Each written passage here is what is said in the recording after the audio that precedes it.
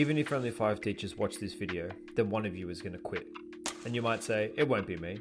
But in reality, 1 in 5 teachers never makes it past the first 5 years. And one of the biggest contributing factors to that is teacher burnout.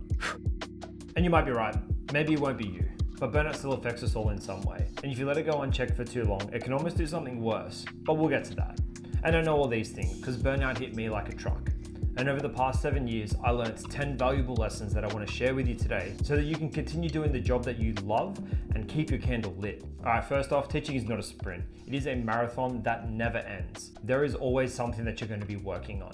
And early on in your career, there is going to be a lot. But if you're very reflective of your practice and you're already identifying these strengths and weaknesses that you have, and you're working on those weaknesses, then I can already say that you're an awesome teacher and you're only going to get better and better. But I want you to take your time. Don't spread yourself too thin. Pick a focus or two and work on those. Set schedules and stick to them.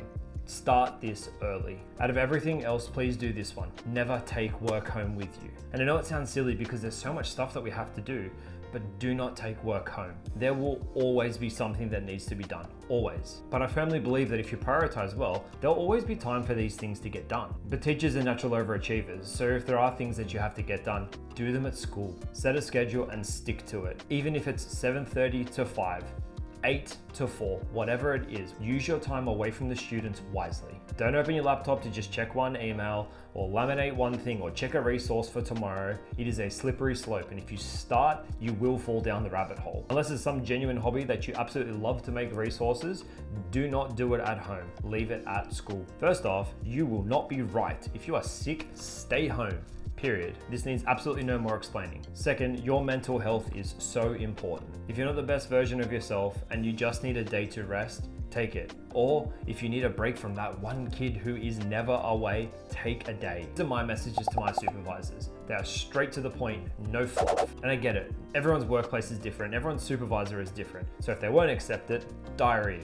Whatever it takes. If you feel like you need a break, take it. Your students will be okay. One day now will forever be better than 5 weeks down the track when you crash and burn. Okay, I'm going to be very blunt. People suck. And because of the job and the very reason that I'm making this video is that burnout is real. But while it contributes to 1 in 5 teachers leaving, the rest of them don't leave. And instead they go down a path of cynicism, negativity, and then they become borderline mean. It happens, keep an eye out for them. But you have a great attitude and a drive to make a difference. Unfortunately, not everyone keeps these values anymore. So you need to surround yourself with people who still love their job. And remember that we're here for the kids. You are the most important person in that classroom and you can never forget it. If you're not the best version of yourself, it's very hard to turn a class of 30 into the best versions of themselves. So look after yourself, eat well, exercise well, and sleep well. And above everything else, do not lose your hobbies. Keep or find something that is not school related and never lose it. Make time for it. It's so cliche, but it's cliche for a reason. The only person that you need to compare yourself to is the you from yesterday. Everyone's got strengths and weaknesses and they've all got different levels of experience in different settings. You're never going to be any other teacher but yourself, so don't try to be. Instead, you want to notice what other people do really well and what they do poorly. Take that knowledge and that skill or the lack of skill and use that as a measure to improve. You might find that the very thing that makes another teacher incredible doesn't work for you at all. You need to find what works for you. Just strive to be better every single day, then look back in 5 years at how far you've come. The job is so loud. In the noise of it all, it can be very difficult to see your successes. Imposter syndrome is real, and sometimes you don't see results from kids for months or weeks on end. So be very vigilant. Notice the little wins. It's so easy to fixate on all of our faults and all of the things that are not working, and we lose sight of all the wonderful things that we're doing every single day. So no matter how small the win is, celebrate it. Go to those positive relationships and brag to the right people. If little Johnny couldn't tie his shoes yesterday and he can today, that is a win. Take it and run. Do your best not to become a yes man. People are going to see your energy and your drive and your passion and they're going to take advantage of it. They are not doing it maliciously. It just happens. So don't be afraid to say no. The stuff that's required from a teacher is beyond a joke, but you need to remember the exact reason that you're here, and it is to teach your kids. If you start taking on too much, how effective can you be on that?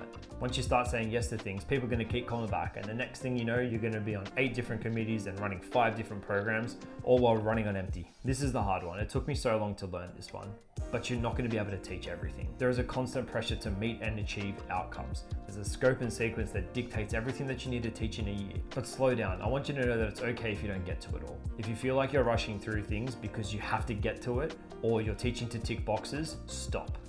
Think. What is best for my students? You know them best. What does your gut tell you? Take your time. Don't be afraid to reteach a lesson because they didn't get it, or just simply because they enjoyed it. Don't beat yourself up if you've fallen behind, and don't teach to tick boxes. With time, you'll authentically find ways to implement all of these outcomes. But at the end of the day, you need to ask yourself, what is best for my students? Never forget why you got into teaching. It's supposed to be fun. It's supposed to be rewarding. Keep your passion, try new things, fail alongside your students and succeed with them as well, and enjoy every step of the way. This isn't something that you should take and run. It's more of a guide that you should use to help you monitor your well-being, to help you keep track of your well-being when you might be getting lost in the job. You need to find a balance of these tips and what works well for you so that you can continue to teach for longer and love what you do.